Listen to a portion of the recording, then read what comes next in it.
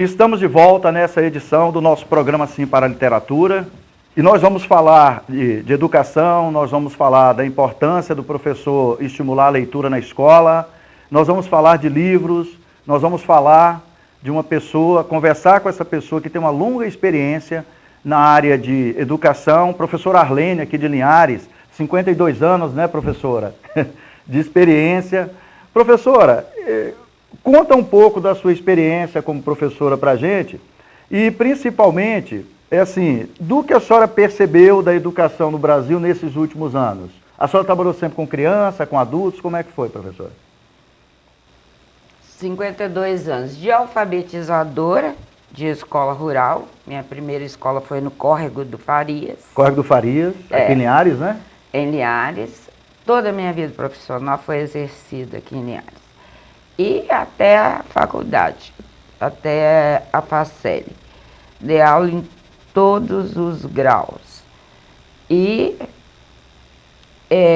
sempre falo para todas as pessoas que busquem exercer a profissão do que gostam.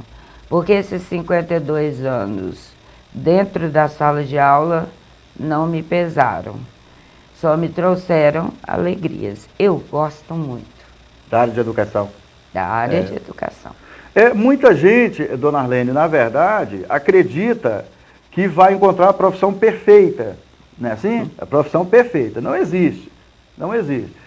Toda a área da atividade humana, a senhora sabe bem mais disso do que eu, vai ter os percalços, vai ter os problemas. A área de educação é um ambiente que tem muitos problemas, porque são muitos interesses envolvidos. Não é assim?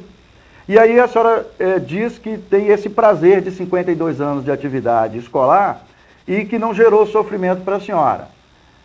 A questão da sua experiência como professora, como é que isso foi traduzido para a senhora escrever 2 livros?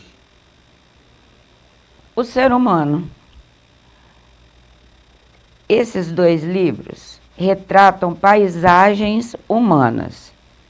São janelinhas que eu fui percebendo ao longo da minha vida. E as registrei aqui. O ser humano sempre me fascina, do pequenininho ao grande. E o magistério é feito para pessoas que gostam de gente. E eu gosto de gente. É isso.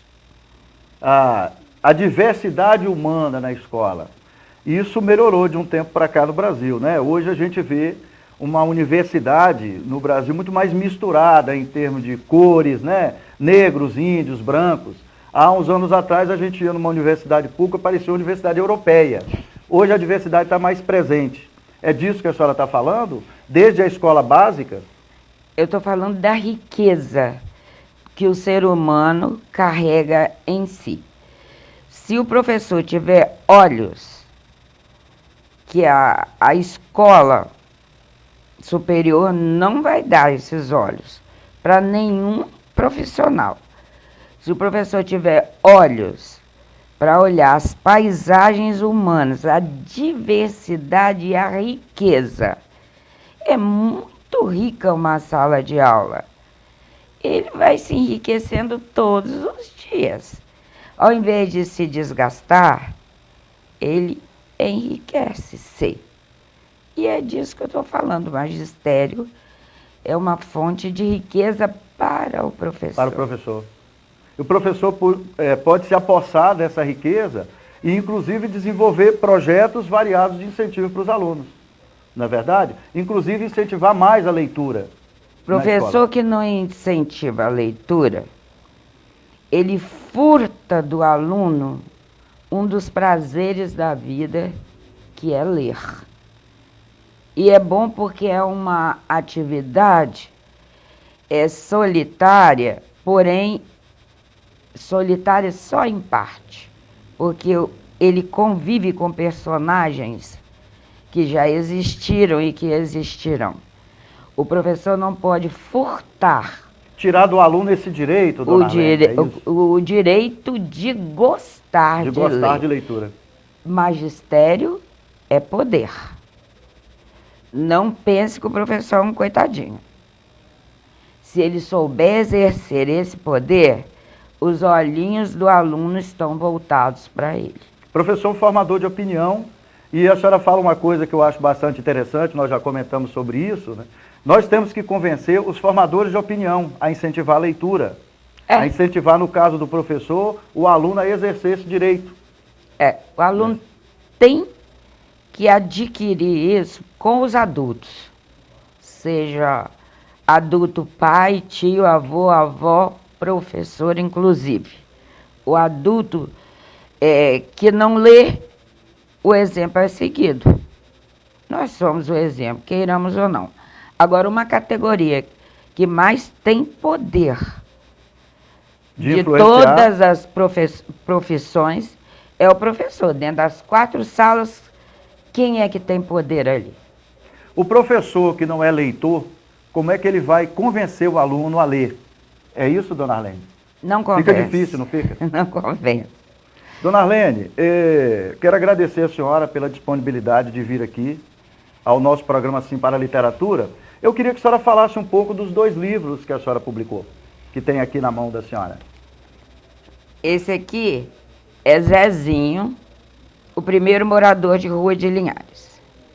É uma paisagem humana, o Zezinho, o primeiro morador de rua, em torno do qual eu falo sobre as coisas que existiam em Linhares na época do Zezinho. Aqui são recortes, são as raízes e os afetos meus que estão aqui. São paisagens humanas.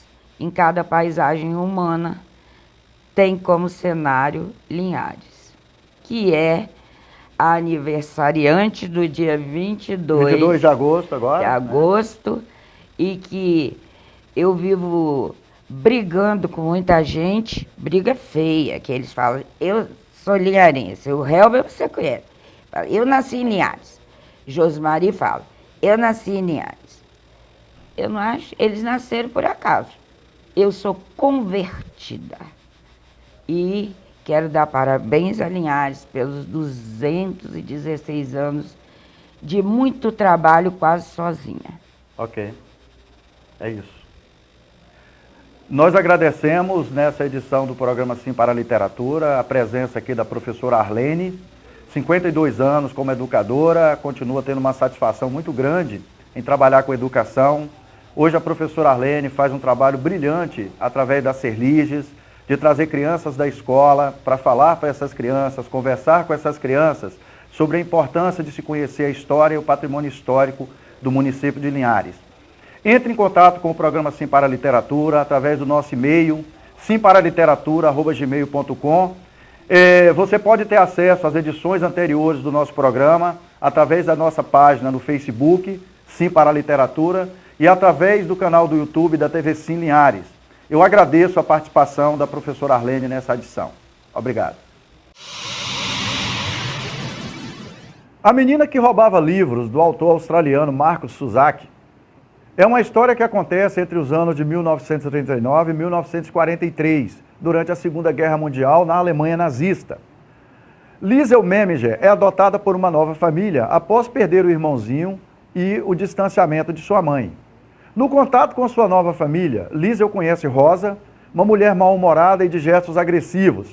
Para contrabalancear essa situação, conhece Hans, seu novo pai, um sujeito bonachão, de coração generoso, que toca acordeão.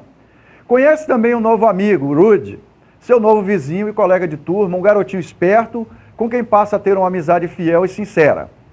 Os primeiros dias e noites de Liesel são complicados e tristes, pois ela não consegue entender o afastamento da mãe e a perda do irmão, e também tem que conviver com os problemas da guerra. Tem pesadelos e é consolada pela dedicação e controle de Rance, agora seu pai, que ao longo do tempo a ensina a ler e escrever. Além das brincadeiras com as crianças do bairro com quem passa a conviver, Liesel conhece a mulher do prefeito da cidade, Ilsa Hermann, com quem estabelece uma relação de amizade e afeto, que a leva para conhecer a biblioteca da suntuosa casa onde mora, onde Liesel passa bons momentos lendo livros emprestados e de onde ela rouba livros para ler em casa. A história segue. A Menina que Roubava Livros é uma história sensível e sedutora, às vezes triste, que fala de perdas, mas ao mesmo tempo provoca reflexões sobre choque de culturas e de ideias, a luta pela sobrevivência física e ideológica, superações e, essencialmente, trata-se de um universo das palavras, lidas e escritas, que são refúgio e esperança para essa menina. Permita que os livros façam parte da sua vida.